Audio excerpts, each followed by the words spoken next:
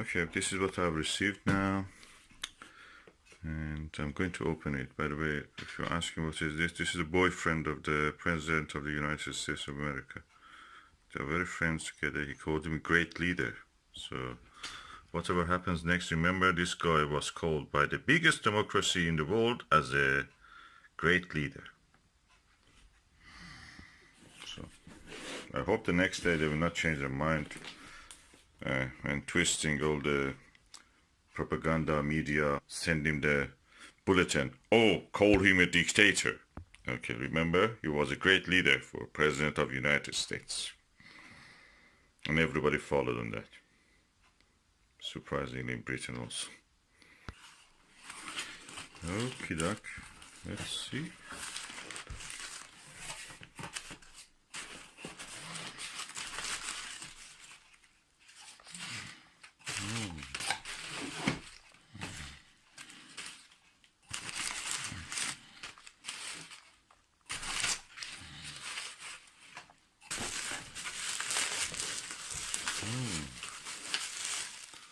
What is this?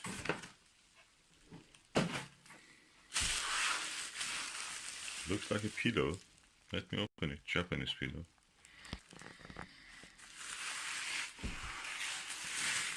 Rolling, rolling, rolling, rolling, rolling, rolling, rolling. Oh, another.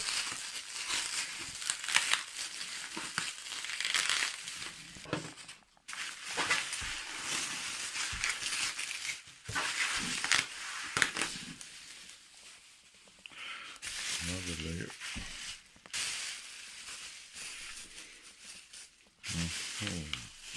Let me see.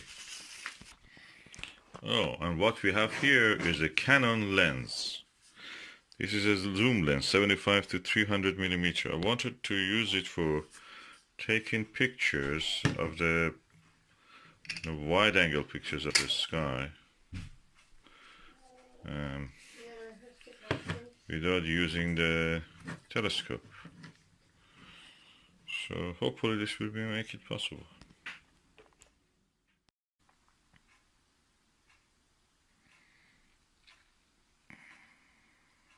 And this is the lens. I must say that it easily gets fogged. The fog forms on the lens in here and back.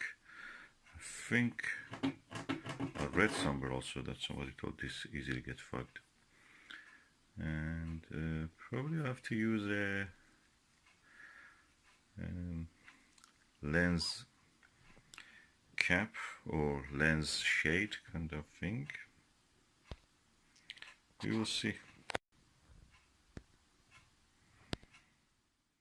That is the way that the lens looks when it is extended. It extends from 75 equal to 75 millimeter to 300 millimeter in the normal old style films, as they say.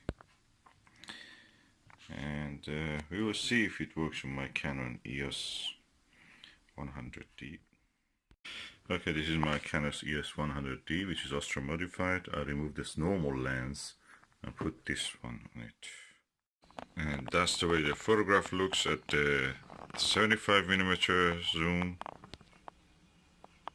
the minimum, and the same scene at the 300 millimeter.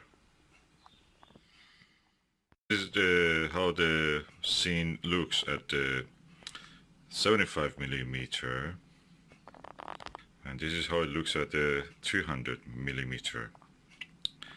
As you can see, it is now using flash. I put it on automatic and it went on the flash, so you see a little bit exaggerated colors. And of course this is a astromodified camera, as the label suggests. So the infrared filter is removed. Of course this is the same scene with the flash disabled. So far so good. The camera works really good, at least in the daylight. I will try it on the night subjects. I want to have the vast expanse of the Orion Nebula and Sword of the Orion and 3 stars of the belt. To show you the difference the zoom makes, I've taken this shot. At the bottom of the image, the lower part, you see a tiny bottle, or bottle, kind of plastic bottle. And now in the next shot I'll show you that bottle again. Okay, this is the 75mm zoom, the lowest for this camera. In the next one you see the 300mm. As you can see, I've zoomed on 300mm on the bottle, and you can see the bottle is a bottle of milk bottle, and brambles and privet, the plant that anyway the silkworm likes to eat, and is evergreen.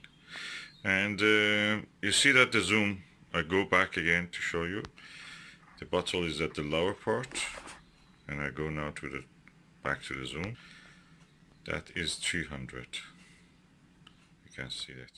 I've changed the lens to a 24mm. It's relatively wide angle lens. It's not a original. It's a Sigma. It's not original, so I have to use a Canon adapter to attach a T adapter, and it doesn't work with the autofocus. So I'm just going to take a picture, focus it, and show you. This is a wide angle. Can you see the bottle? It's near the junction of the grass and the soil and the trees. I will try to zoom in it by digitally zooming. Okay, it is there. You can see it there. Blue cap with the thing. You can see in the tiny square here. The tiny square in the middle of that biggest square is the amount of the zoom that it shows, the amount of the area that I've zoomed in, and the bigger grayish square rectangle shows that how much wide was the original picture. I'll go back again, let you see. So that is the original picture again with the 24mm lens. So this lens is really good. This gives me a chance. It's practically like a telescope. Gives me a chance to use a wide angle lens, zoom lens, at the same time more wide angle than any telescope that I have. This is equal to, let me tell you, this is practically equal to 5.6 f number, f ratio. So quite wide angle. And yeah, hopefully we will see what we can do with this lens. I will try it in different conditions and different light, and show you the results hopefully. Okay, I'm now taking pictures with the Canon zoom lens. This is with the mobile phone I'm showing you, and I have used the Canon just to take the picture, and I think that's actually not bad.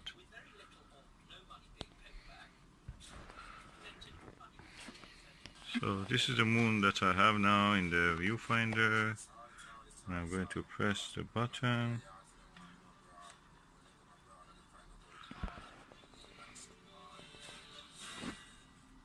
Wait to see.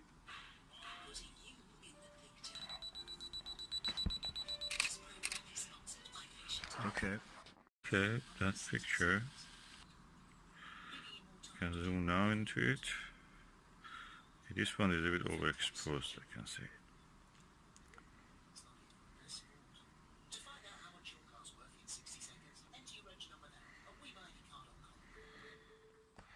Okay, now I have what I want actually. Okay, this is 75mm now setting. I can get a very wide angle view. It's good for deep sky objects like the nebulas, Orion Nebula, Belt of Orion, the Barnard Loop, and such things. So I'm really happy with this. I will use the lens for this. If it is clear tonight, probably take some photos. As you can see, I've brought down the aperture setting to 5.6, the f ratio, and I could actually record the Earthshine. And you see the branches of trees, of course, in the shadow dark area. and ISO is 400. I've now increased the ISO, and you can actually, it's ISO 800. You can see the details of Mari in the dark side, in the Earthshine. Now ISO is 1600. I'm really pleased with this image. It shows really good details in the Earthshine part. These are the areas that the Earth is shining on the moon and giving it a lovely glow.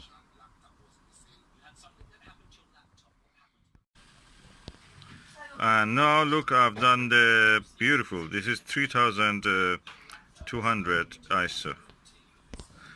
And you can see lovely details in the dark side of the moon where the Earthshine is visible. Here you can see some astrophotographs that I've taken with this camera. The zoom lens gives a really wide angle compared to a telescope. So please look at the pictures of the M42 that I've taken. These are with different times and different ISOs sensitivity.